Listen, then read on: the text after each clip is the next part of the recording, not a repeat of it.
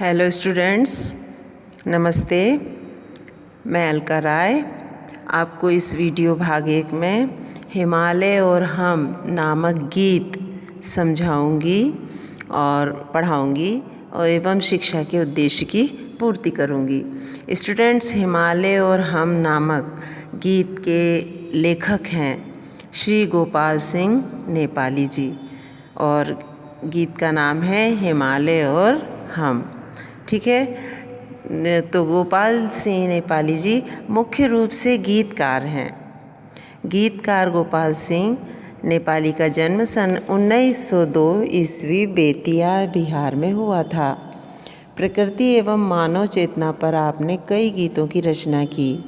नेपाली जी Ratlam times जो मालवा से छपता, चित्रपट जो दिल्ली से छपता है और सुधा नामक अखबार जो लखनऊ में छपता और योगी नामक साप्ताहिक अखबार जो पटना से छपता है के संपादन विभाग में रहे और संपादक कार्य किया। इनकी प्रमुख कृतियां हैं पंछी, रागिनी, टुकड़ी, विद्रोही, नीलिमा आदि आपके अन्य काव्य संकलन हैं। गोपाल जी ने कई सारी फिल्मों में गीत भी लिखे हैं। सन 1963 ईस्वी में गोपाल जी का देहावसान हो गया। ठीक है, तो आइए सबसे पहले हम इस गीत के परिचय को जानने का प्रयास करेंगे। जैसा कि स्टूडेंट्स आप जानते हैं, हिमालय पर्वत जो हमारी अस्मिता का, हमारी प्रतिष्ठा का प्रतीक है, भारतीय गौरव का एक पहचान चिन्ह है, जो पर्वतों का राजा है, वह हमारे भारत देश के शीर्ष पर मुकुट के समान विराजमान है। इसलिए उसे हम हमारा भारत का ताज भी कहते हैं। तो आइए हम इसी हिमालय पर्वत से हमारे भारतीयों का एक अटूट रिश्ता है, उस रिश्ते को और हम दोनों में जो समानता है उस समानता को जानने का प्रयास करेंगे। ठीक है, तो आप लोग अपनी अपनी किताब में भी ध्यान दीजिए और इस वीडियो को ध्यान से सुनिए। तो भारत के ऊपरी छोर पर, उत्तरी छोर पर हिमालय पर्वत एक ताज के समान स्थित है। तो प्रस्तुत गीत में नेपाली जी ने भारतीय अस्मिता के प्रतीक हिमालय को भारतीय गौरव के पहचान चिन्ह के रूप में निरूपित किया है। देश की भूभोत की संरचना भी उसकी राष्ट्रीय चेतना की आधार वस्तु बनती है। लेखक कहते हैं कि जो देश की भौगोलिक स्थिति है वह भी राष्ट्रीय भावना की आधार बनती, वह भी राष्ट्र गौरव को प्रदान करती है। तात्पर्य यह है कि देश की भौगोलिक स्थिति भी हमारी प्रतिष्ठा का प्रतीक है। यह भारत के उन्नत मस्तक के रूप में केवल पर्वतराज ही नहीं है, हिमालय पर्वत केवल पर्वतराज ही नहीं है, ये बल्कि भारतीयों के स्वाभिमान का भी प्रतीक है। ये जितना उच्च स्वाभिमान का प्रतीक है उतना ही इसकी सांस्कृतिक चेतना भी उच्च है। हिमालय की प्राकृतिक छटा के बाह्य और आंतरिक सौंदर्य को कवि ने इसमें व्यक्त किया है। उसने बताया कि प्रभात और संध्या की लालिमा न केवल हिमालय के प्राकृतिक सौंदर्य का विधान करती है बल्कि भारतीय चिंतन के उस पक्ष को व्यक्त करती है जिसमें सुख और दुख को समान भाव से ग्रहण किया जाता है, लाभ और हानि को समान भाव से ग्रहण किया जाता है, जीवन और मरण को समान भाव से ग्रहण किया जाता है। हिमालय के आंगन में ही ज्ञान की परंपरा का जन्म भी हुआ है और वेदों की ऋचाएँ भी इसकी तलहटी में ही गूंजी हैं।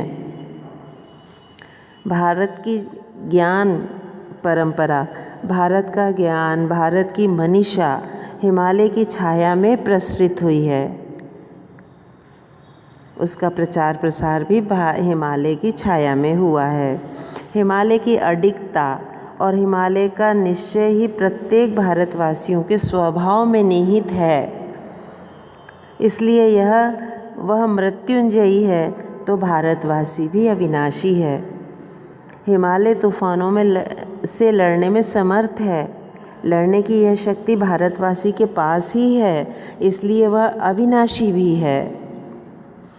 संपूर्ण कविता में, संपूर्ण गीत में हिमालय के माध्यम से भारतवासी की जीवनी शक्ति को प्रकट किया है, हिमालय का मानवीकरण किया है और राष्ट्रीय चेतना को मूर्त रूप दिया है। इस कविता में लय है, संगीत है, तो कविता गीत बन पड़ी है। ठीक है, तो ये था इस गीत का परिचय। आइए स्टूडेंट्स, हम इस गीत के पहले पद्यांश को समझने का प्रयास करते हैं। मैं आप इस पद्यांश की एक एक पंक्ति पढ़ते जाऊंगी और उसका अर्थ, भावार्थ भी बताते जाऊंगी। गिरिराज हिमालय से भारत का कुछ ऐसा ही नाता है, इतनी ऊंची इसकी चोटी कि सकल धरती का ताज यही, पर्वत पहाड़ से भरी धरा पर केवल पर्वत राज यही। अंबर में सिर पाताल चरण, मन इसका गंगा का बचपन, तन वरन वरन मुख निरावरण। इसकी छाया में जो भी है वह मस्तक नहीं झुकाता है। गिरिराज हिमालय से भारत का कुछ ऐसा ही नाता है। गिरिराज यानी पर्वतों का राजा हिमालय, नाता यानी रिश्ता, और सकल यानी समस्त, वरन वरन यानी तरह तरह के। ठीक है, तो आपको मैं बता चुकी हूँ, किसी भी पद्यांश की व्याख्या करते हैं तो हम 5 बिंदुओं पर प्रकाश डालते हैं। सबसे पहले संदर्भ ये कहाँ से लिया गया है, इसे किसने रचा है। तो ये जो पद्यांश है हमारी पाठ्यपुस्तक हिंदी मकरंद में संकलित कविता हिमालय और हम से लिया गया है। इसके कवि श्री गोपाल सिंह नेपाली जी हैं। ठीक है, और प्रसंग में कवि ने कविता हिमालय और हम की समानता विशेषताओं पर प्रकाश डाला है। कवि कहते हैं कि पर्वत राज हिमालय और भारतवासियों में अटूट संबंध है। जैसा वह स्वाभिमानी है वैसे हम भी स्वाभिमानी हैं, जैसा वह है वैसे हम हैं।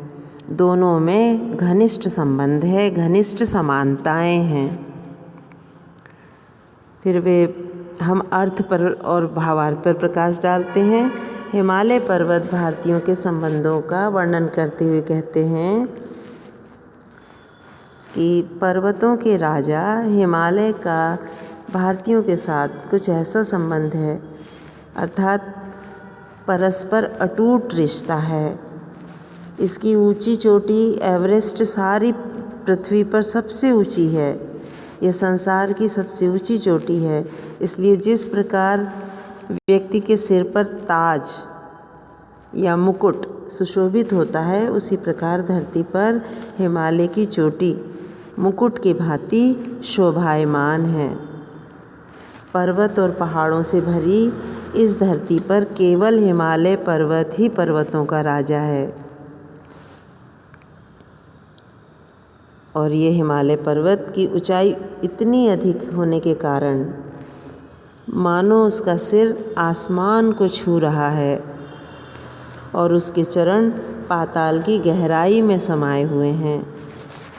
भाव यह है कि हिमालय पर्वत आकाश पाताल दोनों की सीमाओं को अपने में समेटा हुआ है, विशाल है, व्यापक है। हिमालय पर्वत का मन गंगा के बचपन की भांति पवित्र और निर्मल है। पवित्र गंगा का उद्गम इसी हिमालय से हुआ है। हिमालय पर्वत का तन विभिन्न रंग और आकार वाली वनस्पतियों से ढका हुआ है, जबकि मुख अत्यधिक ऊंचाई पर होने के कारण वनस्पतियों से रहित है, मतलब उसका ऊपरी छोर खुला हुआ है, निरावरण है और केवल बर्फ से ढका हुआ है। जो भी हिमालय पर्वत के आश्रय में आता है उसमें भी हिमालय की भांति दृढ़ता और विशालता आ जाती है। इसी कारण वह भी अपना मस्तक किसी के सामने नहीं झुकाता और हम भी स्वाभिमानी हैं। पर्वतराज हिमालय से हम भारतीयों का रिश्ता कुछ ऐसा ही है। हम दोनों में समानताएं हैं। ठीक है स्टूडेंट, अर्थ और भावार्थ समझ में आया। अब हम विशेष पर प्रकाश डालेंगे। हिमालय को पर्वतराज और धरती का ताज कहकर कवि ने उसे महान बताया है। हिमालय से ही गंगा का उद्गम हुआ है और हिमालय के समान ही भारतवासी भी अडिग और अटल हैं तथा वरन वरन में पुनरुक्ति प्रकाश अलंकार का प्रयोग हुआ है। पर्वत पहाड़ प की आवृत्ति कर लेखक ने अनुप्रास अलंकार से भी सजाया है। पद में तुकबंदी है, पद ज्ञेय है और तत्सम शब्दावली का प्रयोग है। ठीक है, आशा है आपको अच्छे से यह पहला पद्यांश समझ में आ गया होगा। स्टूडेंट, अब हम दूसरे पद्यांश की व्याख्या को दूसरे वीडियो में समझने का प्रयास करेंगे। Thank you.